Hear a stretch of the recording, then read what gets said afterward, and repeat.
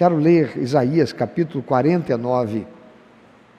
E peço que você me acompanhe nos versículos 15 e 16, eu vou ler na Nova Versão Internacional. Podemos ler? Vou pedir para você ler junto. Vamos? Bem forte. Haverá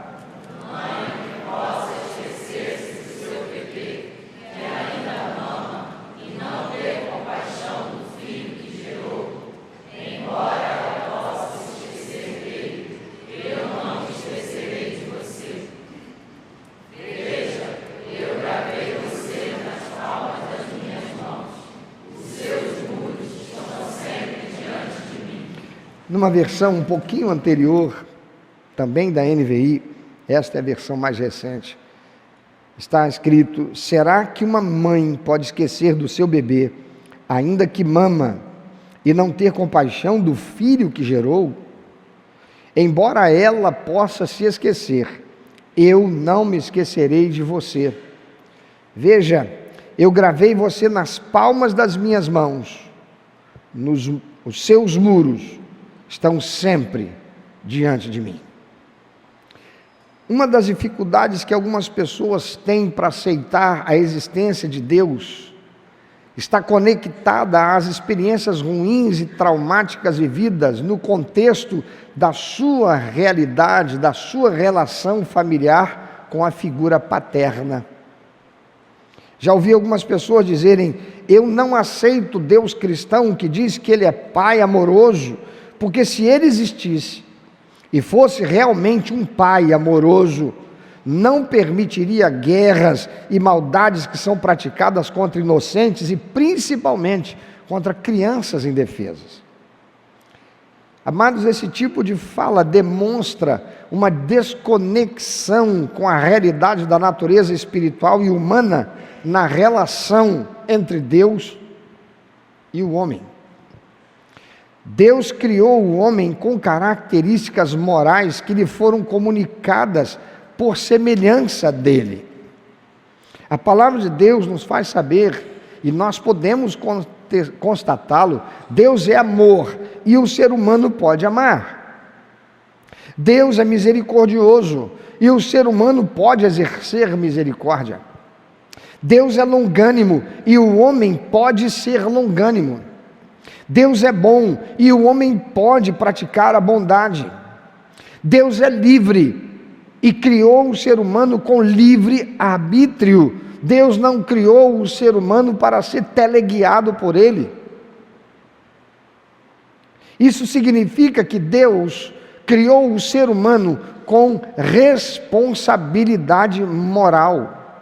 O fato de o homem ter sido criado com livre arbítrio implica que nós, seres humanos, somos moralmente responsáveis pelas nossas atitudes, as nossas decisões.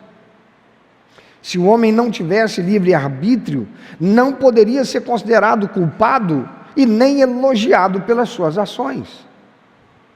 A capacidade de tomar decisões voluntárias reflete o livre arbítrio, ou o atributo moral de Deus, que age sempre de forma justa e reta, mas respeita a liberdade dada ao homem.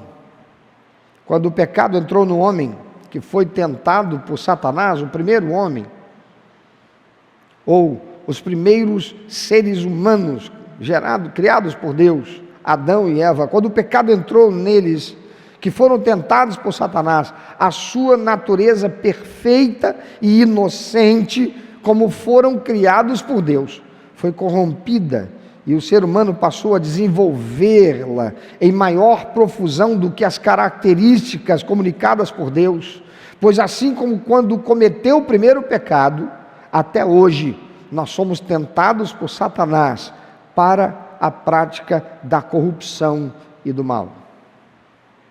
Logo, todo o mal que existe não é responsabilidade de Deus, mas do ser humano que escolheu e escolhe as suas ações.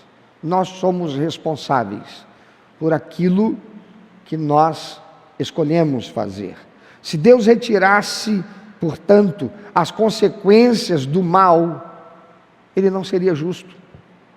ainda que isso implique em que inocentes sofram, porque somos nós quem temos a responsabilidade de fazer o caminho inverso feito por nossos pais, Adão e Eva. Somos nós que devemos fazer diferentes.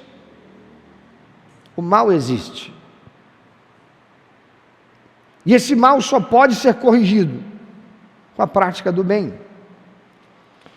Voltando ao texto de Isaías 49, 15 e 16, que lemos, e diz: será que uma mãe pode esquecer do seu bebê que ainda mama e não ter compaixão do filho que gerou? Embora ela possa esquecer, diz o Senhor, eu não me esquecerei de você. Você que está vivendo um momento de crise, um momento de dificuldades, você que está sofrendo a injustiça, você que tem passado por situações dolorosas, Deus diz, ainda assim, mesmo que você tenha voltado as suas costas para mim, eu não me esquecerei de você. Diz o Senhor, veja, eu gravei você nas palmas das minhas mãos, seus muros estão sempre diante de mim. Voltemos para o contexto histórico do texto que acabamos de ler, de Isaías. O reino de Israel, que era a nação do norte, já havia sido destruída pelos assírios em 722 a.C. O reino de Judá, no sul, com a sua capital Jerusalém, foi destruído pelos babilônios em 586 a.C. O templo foi destruído, a cidade foi arrasada, foi queimada, e grande parte da população foi levada ao exílio, cativa, para a Babilônia. Isaías capítulo 49, escrito para este período, ou nesse período, reflete a situação dos judeus exilados, que enfrentavam a destruição de Jerusalém, do templo, e a sensação de abandono por parte de Deus. Mas peraí, nós não somos o povo de Deus? Por que é que a gente está sofrendo isso? Muitos dentre aqueles que foram exilados, muitos daqueles que viram Nabucodonosor entrar em Jerusalém, destruir tudo, passar ao fio da espada seus parentes, seus entes queridos, colocar fogo na cidade, levar os utensílios religiosos que foram arrancados de dentro do templo, descascar as paredes, as partes que eram cobertas com ouro, com prata, com bronze, e levarem tudo para a Babilônia. Muitos deles certamente pensavam como aqueles que têm tido uma ideia, uma visão, um pensamento errado a respeito de Deus. Onde está Deus que deixou que até o seu próprio templo fosse saqueado? Amados, acontece que tudo aquilo que eles estavam experimentando não era outra coisa senão a consequência das suas escolhas erradas pelo uso mau do livre-arbítrio. Deus enviara muitos profetas para alertá-los a respeito de que as suas decisões e as suas atitudes estavam indo na contramão daquilo que Deus estabeleceu com os princípios e valores, para que, vivendo por eles, pudessem experimentar paz, equilíbrio, satisfação, uma vida de bênção sob a proteção do Senhor. Enquanto eles assim viveram, foram felizes, foram prósperos, eram protegidos. Mas quando escolhiam fazer do seu jeito, Deus, que é amor, é graça, é bondade, Ele também é justiça. E a sua palavra diz: ao que me honrar, honrarei, mas o que me desprezar será desmerecido. Eu não posso andar do jeito que eu penso que é o certo, diferente daquilo que Deus estabeleceu, e ainda assim exigir de Deus que Ele me proteja. A Beatriz é minha filha, tem 15 anos, vai fazer, daqui a pouco. Todo mundo está convidado. Dia 2 de novembro. Nós vamos estar aqui reunidos e vamos ter uma celebração de louvor ao Senhor pelos 15 anos de Beatriz. E depois da celebração, nós vamos para um comes e bebes para a gente bater um papo, a gente se divertir. E ela disse: papai, tem que ter pista de dança. Ela é minha filha, eu amo essa menina. Sonhei, fiquei igual pinto no lixo quando Flávia disse: estou grávida. Eu disse: você não está grávida, estamos grávidos. Acompanhei cada momento da gestação, a primeira ultra, o resultado inicialmente, lá do exame laboratorial, depois a primeira ultra, a segunda, sei lá quantas foram. Emocionei ouvindo o batimento cardíaco. Irmão, essa menina era elétrica. Tchau, tchau, tchau, tchau. E aquilo me enchia de alegria. A barriga crescendo. Eu chegava em casa e brincava e dizia: nenenzinho do papai, papai chegou. E ela se remexia toda na barriga da mamãe, parecia um gremlinzinho. Eu amo essa menina, mas eu digo para ela: minha filha, não faça isso, porque se você fizer, as coisas não irão bem para você. Minha filha, isso daqui é o melhor que você pode fazer, o caminho é esse. E se você o fizer, acredita no papai. Papai já teve sua idade, papai tem experiência, e papai está dizendo para você: faça assim, você vai se dar bem. Não faça assim, porque se você fizer desse jeito, você vai sofrer as consequências para isso. Mas se ela, quando eu não vejo, quando eu não estou, resolver fazer diferente e fizer errado, e a consequência vier sobre ela, em que eu posso ser responsabilizado? Assim estava o povo de Deus. Não quiseram dar ouvidos a Deus através dos profetas que os alertaram: vocês estão indo no caminho errado, do jeito que vocês estão vivendo, vocês estão desonrando a Deus, isto não vai dar certo. O resultado dessa atitude, dessa disposição de vocês, será que o mal venha. A palavra de Deus diz que nós devemos ficar alertas, porque o diabo, nosso adversário, anda ao nosso derredor, bramando como leão, buscando a quem possa tragar. A palavra de Deus diz que a ação desse ser espiritual da maldade, chamado Satanás, e os espíritos imundos, os anjos caídos, que servem aos propósitos dele, diz a palavra de Deus, é roubar, matar e destruir. Olhe para a sociedade, olhe a quanta maldade, olhe aqueles que estão em posição de poder, de mando, de autoridade na sociedade, e deveriam estar exercendo a justiça, mas têm torcido a verdade, a mentira em verdade, para se locupletarem, para prevalecerem sobre a justiça e oprimir aqueles que lhes são diferentes.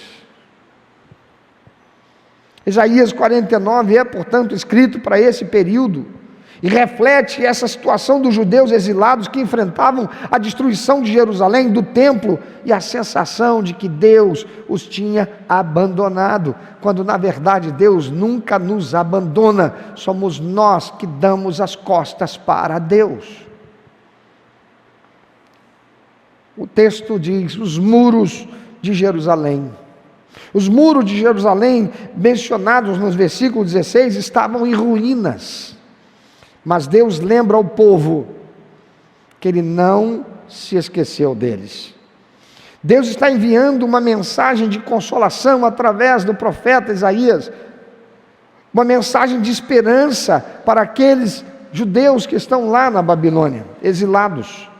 Esses versículos revelam o profundo cuidado e a lembrança constante de Deus pelo seu povo, destacando a ideia de que Ele jamais os abandonaria, apesar de o terem desonrado tão terrivelmente.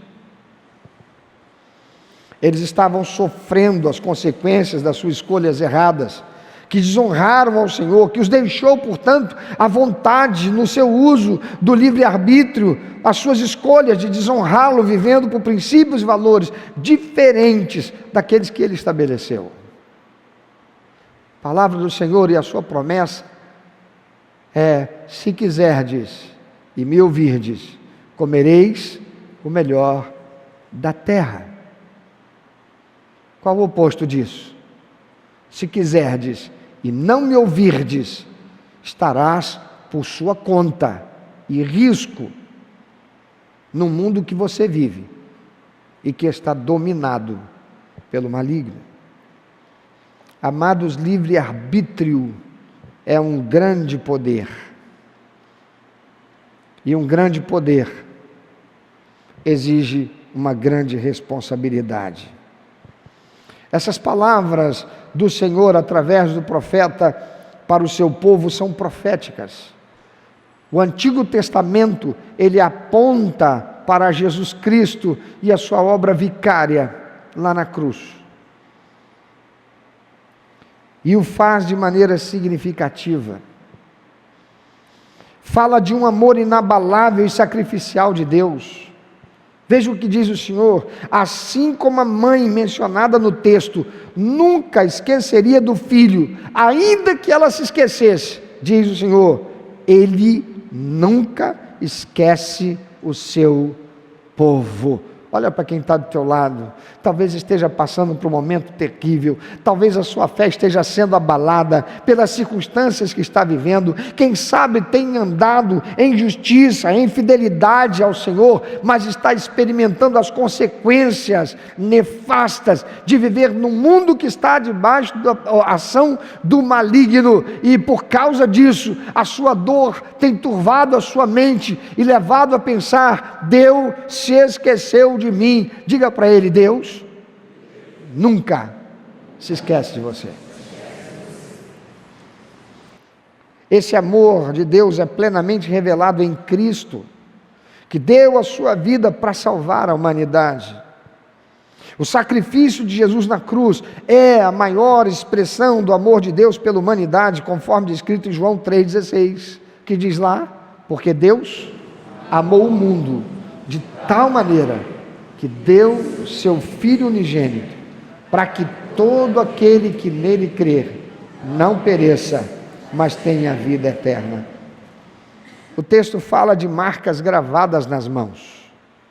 Quando Deus diz que gravou o nome do seu povo nas palmas das suas mãos, isso nos remete às marcas dos cravos nas mãos de Jesus Cristo após a sua crucificação. Aponta profeticamente para a obra vicária de Cristo e as chagas que lhe foram impostas em suas mãos. Essas marcas são um sinal eterno da redenção que Cristo trouxe, mostrando que a obra de salvação foi realizada de forma definitiva por meio do seu sacrifício vicário em nosso lugar, para nos resgatar das trevas e para, por meio dele, refazer a nossa comunhão com Deus. Em João capítulo 20, versículo 27, nós vemos Jesus mostrando a Tomé, na segunda vez que Jesus vem e se apresenta aos discípulos ali naquele cenáculo onde estavam, porque na primeira vez Tomé não estava. Os discípulos falam para ele, ele diz: eu só vou acreditar se eu tocar no lugar das suas chagas. Jesus então aparece mais uma vez, e ele mostra a Tomé as suas mãos feridas como prova da sua vitória sobre a morte, e o seu compromisso inabalável com aqueles que ele veio buscar e salvar. Tem alguém aqui que foi salvo por Jesus? Amém. Louvado seja o nome do Senhor, porque Deus nunca te esqueceu. A obra de intercessão e cuidado contínuo é abordada nesse texto. Jesus, após a sua ressurreição, ele continua a interceder por seu povo, tal como Deus não se esquece de Israel. E esse Israel é profético, é composto por todos aqueles que foram em Cristo Jesus tornados cidadãos da nação santa, do povo adquirido, da geração eleita, aqueles que receberam Jesus como único, eterno e suficiente Salvador. Aleluia! Eu sou Israel de Deus. Tem mais alguém aqui? O apóstolo Paulo fala em Romanos capítulo 8, 34, que Cristo está à direita de Deus Pai, intercedendo por nós. Assim, amados, as mãos gravadas, proferidas por Deus pela boca de Isaías, devem ser vistas como um símbolo do compromisso eterno de Cristo, que não apenas nos salvou, mas continua intercedendo por nós. Atos capítulo 4, versículo 12 diz: porque debaixo do céu nenhum outro nome há dado entre os homens pelo qual devamos ser salvos. Quem sabe esse nome qual é? Diga isto bem forte. Qual é esse nome? Jesus. Jesus Cristo. Aleluia. Amados, Deus é amor e prova esse seu amor por nós ao fazer aquilo que nós, seres humanos, em nossa natureza pecaminosa, caída, jamais poderíamos fazer a nossa própria redenção da condenação à morte eterna, não. Por isso foi necessário que Ele, Deus Pai, enviasse o segundo homem criado perfeito, porque o primeiro homem perfeito, Adão, pecou quando tentado por Satanás. E através dele a morte, a desgraça, a tragédia, o mal entrou na realidade humana, desfigurou o ser humano criado à imagem e semelhança do Pai, criado à imagem e semelhança do Filho, criado à imagem e semelhança do Espírito Santo. O homem se tornou pecador. Então o Senhor envia um segundo homem perfeito. Ele nasce de uma virgem, ele cresce como um ser humano normal, como eu e você, ele vai ser tentado em tudo, mas sem pecado, embora sendo tentado em tudo que eu e você somos e em nada pecou, a si mesmo se entregou para ser morto naquela cruz, onde suas mãos foram cravadas para que sua morte fosse o preço de redenção para todo aquele que o receber como seu único, eterno e suficiente Salvador e Senhor. Você pode fazer a escolha de continuar a se deixar levar pelos sofismas do mundo e se manter revoltado contra Deus, acreditando na mentira de Satanás, construída pela boca de homens rebeldes, contumazes, de que Deus não pode ser crido como Pai de amor, porque você, como muitos, sofreu injustiça, maldades, mas isso nunca foi a vontade de Deus, porque Ele não desejou jamais o mal para nenhum de nós. Então, se você receber a Jesus como teu único, eterno e suficiente Salvador e torná-lo Senhor da sua vida, é promessa do Senhor que você passará a viver pelos princípios e valores da palavra de Deus, se você tiver essa aliança com Ele. E começando uma jornada nova de vida, você experimentará o amor imensurável do Pai, que por seu Espírito Santo infundirá em você esse amor e te conduzirá a uma nova realidade, a partir dessa aliança que você faça com Ele, se ainda não o fez, ou que você retorne a ela, por dela estar afastado. Mas Isaías, da parte de Deus, ainda profere uma outra expressão. Ele fala: os teus muros, é Deus dizendo, os teus muros estão continuamente diante de mim.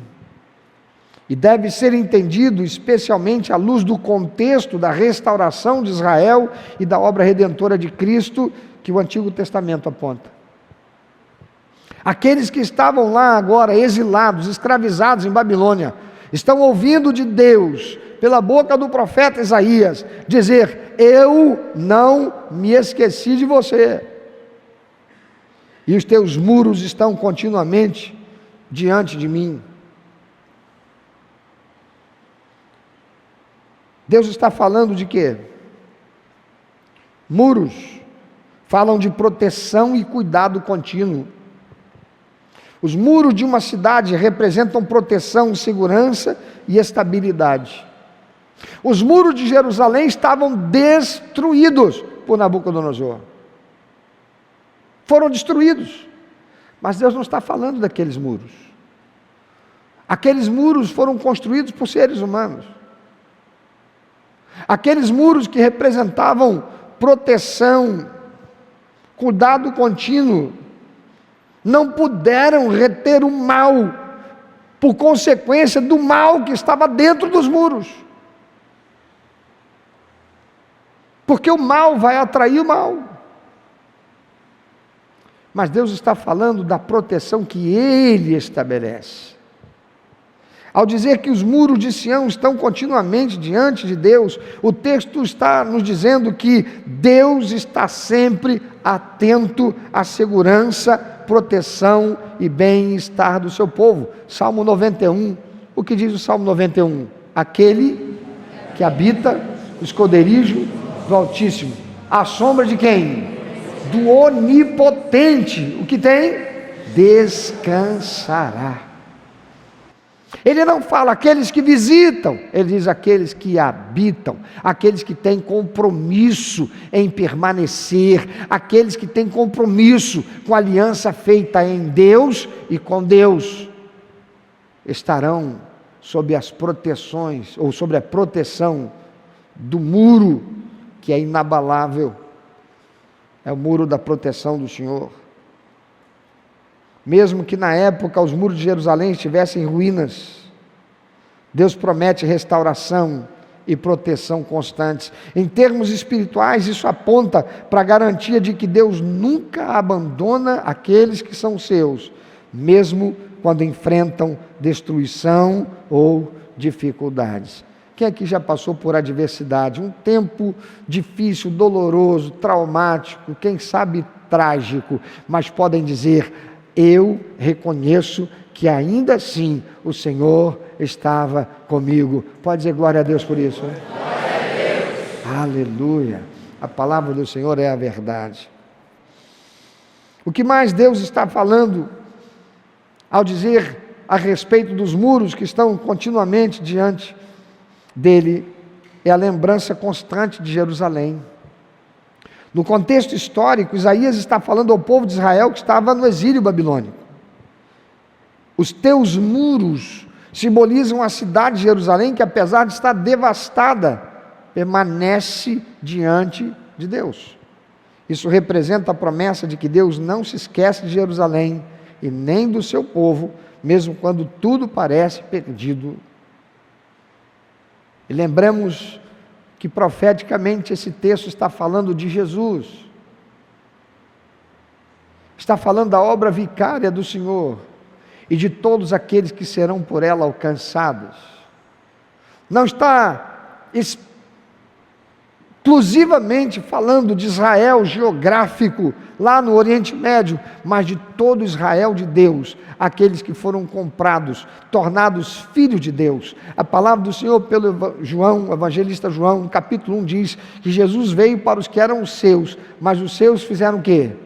Não o receberam, mas a todos quantos o receberam, a estes foi dado o poder de serem tornados filhos de Deus, Israel de Deus. Tem alguém que é da nação Israel de Deus aqui hoje?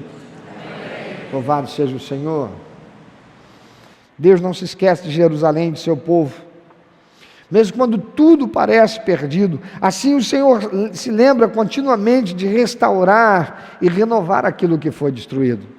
Essa ideia de muros diante de Deus se conecta com a futura reconstrução de Jerusalém e a restauração de Israel que Deus garante. E profeticamente, esse texto tem um simbolismo espiritual, é a reconstrução em Cristo Jesus. Quando interpretado à luz de Jesus, esses muros também representam a segurança espiritual que Cristo oferece àqueles que o recebem como único, eterno e suficiente Salvador e Senhor da sua vida, e que por Ele foram comprados, remidos, lavados, tornados santos para Deus, tornados filhos de Deus. Aleluia! Através da sua obra redentora, Ele reconstrói o muro espiritual que nos protege, que nos restaura e nos dá segurança na nossa relação com Deus.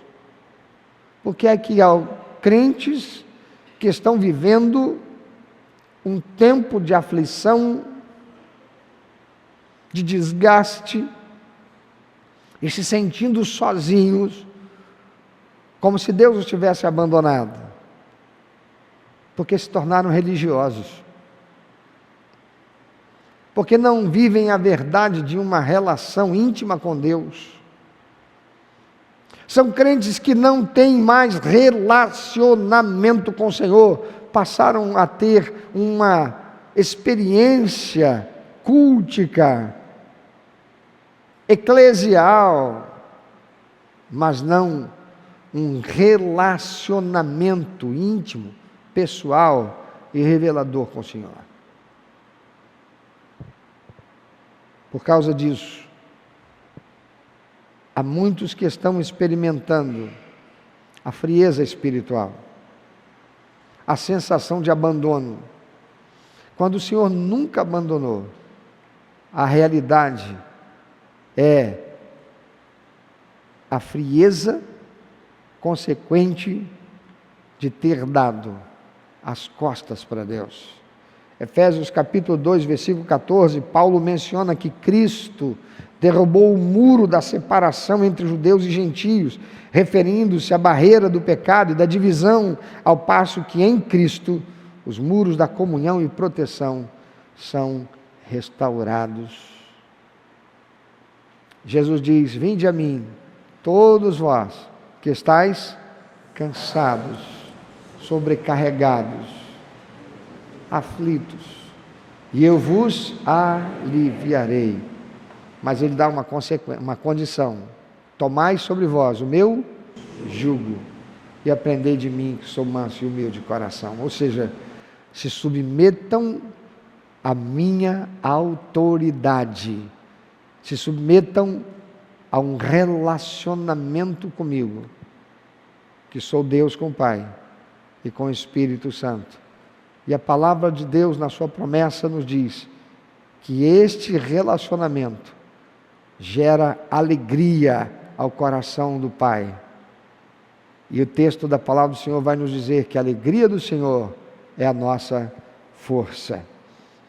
Por isso, amados, se você está vivendo um momento de frieza, se você está experimentando uma situação dolorosa, um revés na sua vida, a consequência de uma injustiça que foi praticada contra você, é porque nós não vivemos no céu. Nós vivemos num mundo que está sob o domínio do maligno. E por que é que o maligno está dominando o mundo? Porque nós, seres humanos, desde nossos primeiros pais, Adão e Eva, demos permissão a Satanás para estar dominando sobre aquilo que o Senhor deu inicialmente para os nossos pais, Adão e Eva, e que deveriam estar por herança sob os nossos cuidados. Mas o pecado, diz a palavra do Senhor, é o que faz separação entre nós e o nosso Deus. E as consequências do pecado são dor, tragédia, sofrimento.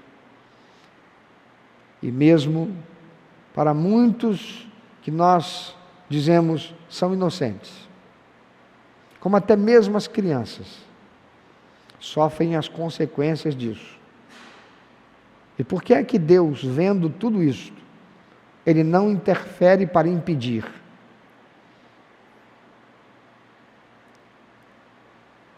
Porque Deus é justo. E se Ele retirasse a maldade do mundo, onde ficaria a justiça? Se Ele tirasse não a maldade, mas as consequências, onde ficaria a justiça? Se Deus não se esqueceu daqueles que tão terrivelmente o desonraram e foram levados como escravos para a Babilônia, profeticamente em Cristo Jesus, o Senhor promete: eu não me esqueço de você. Queria que você fechasse os olhos nessa hora e pensasse sobre isso. Meu amado, você pode,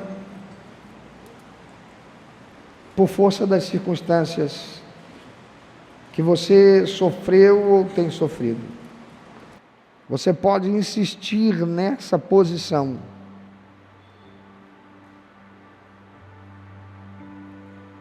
Em virtude de todas as circunstâncias que você viveu ou tem vivido, e influenciado por sofismas,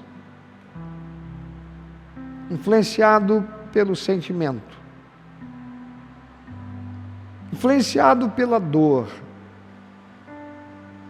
a sua razão tem sido turvada, e você tem resistido em buscar entender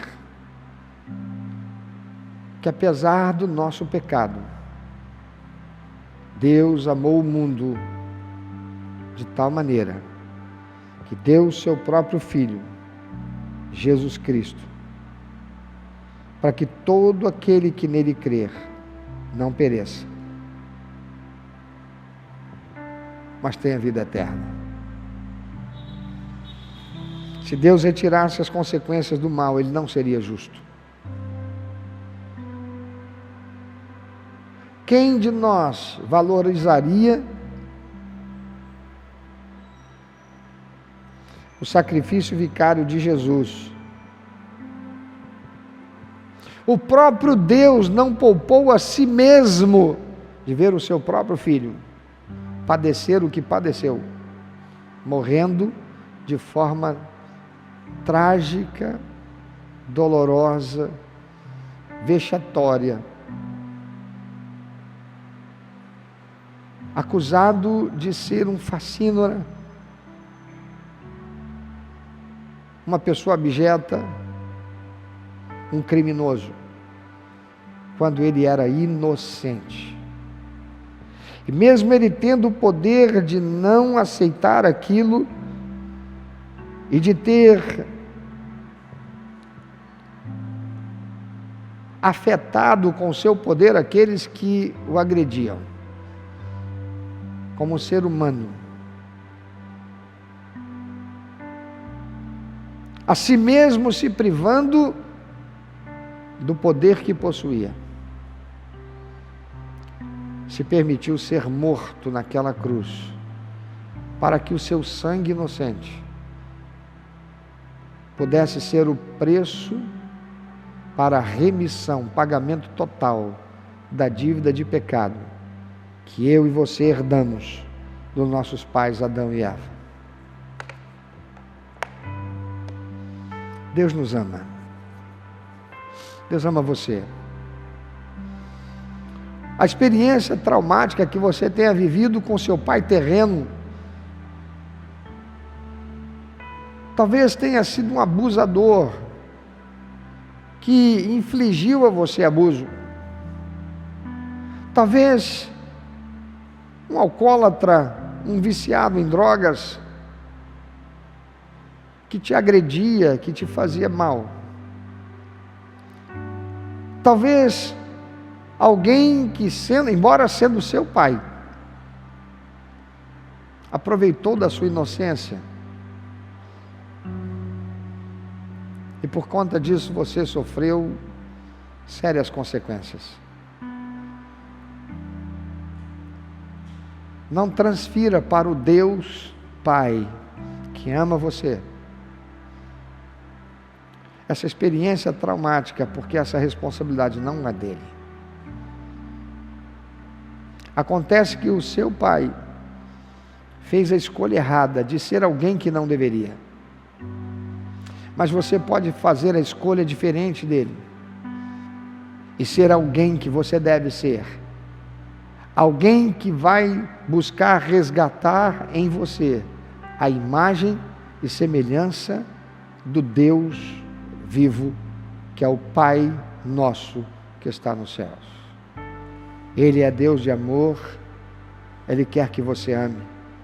Por isso o Senhor, quando esteve entre nós, Ele deixou como ordenança: amarás o Senhor teu Deus de todo o teu coração, de toda a tua alma, de todo o entendimento, e amarás o teu próximo como a ti mesmo. E Ele mesmo deu o exemplo, amando a mim e a você de tal maneira que a si mesmo se entregou para aquela morte na cruz. Você pode ser longânimo como o Pai é longânimo. Você pode ser misericordioso como o Pai é misericordioso. Você pode desenvolver essas características comunicáveis do Senhor Deus Pai Todo-Poderoso, porque você as tem, mas será a sua escolha. Se você viverá como alguém traumatizado, se você viverá como alguém que reputa ao Deus Pai o peso da rejeição, ou se você entregará a sua vida em rendição ao amor do Deus Pai que nunca te esqueceu. E Ele está à porta, e Ele está batendo a porta do teu coração e esperando que você abra para Ele. Ele te ama intensamente, e o amor dele é tão grande que foi capaz de deixar a sua glória no céu, manifestado no Filho, e revelar-se no seu amor extremado por você e por mim, ao ponto de se deixar morrer naquela cruz, para pagar o preço que eu e você jamais poderíamos. Refazer a nossa comunhão com o Pai. Por isso Jesus Cristo disse: ninguém vem ao Pai se não for por mim. Porque não é por nossos méritos, jamais os teremos. Senão não teria sido necessário Jesus Cristo vir a esse mundo. E não há outro através de quem nós possamos ser salvos. Então decida hoje, entrega a tua vida para Jesus, receba Jesus como teu único, eterno e suficiente Salvador, faça uma aliança com Ele. É mais do que você se tornar membro de uma igreja, é mais do que você se tornar um religioso que não falta um culto, que devolve dízimo, que oferta. É mais do que tudo isso, é ter uma aliança de vida eterna em Cristo Jesus, através de uma aliança, recebendo Jesus como teu único, eterno e suficiente Salvador. Eu falo agora com você que está afastado da comunhão com o Pai, você que está afastado da comunhão com o corpo de Cristo, que é a sua igreja, você que está vivendo à margem da relação de intimidade com Deus, e por isso você já nem ora, já não o busca, já não é mais como antes. Volta para o Senhor hoje, volta hoje para o Pai, volta hoje para a casa do Pai, entrega a tua vida ao Senhor, confia nele, porque Ele ama você, e Ele quer restaurar a sua vida, assim como Ele disse que os olhos dele estavam focados nos muros. O Senhor é a tua proteção, Ele é o cuidado. O Senhor é quem deseja dar a você aquilo que Ele enviou Jesus para te proporcionar. Através dele, vida de paz, vida de equilíbrio, vida com satisfação, a verdadeira prosperidade que nós seres humanos precisamos.